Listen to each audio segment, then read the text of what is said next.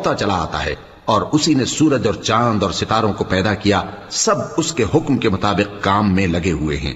देखो, सब मखलूक भी उसी की है और हुक्म भी उसी का है। अल्लाह रब्बुल आलमीन बड़ी बरकत वाला है।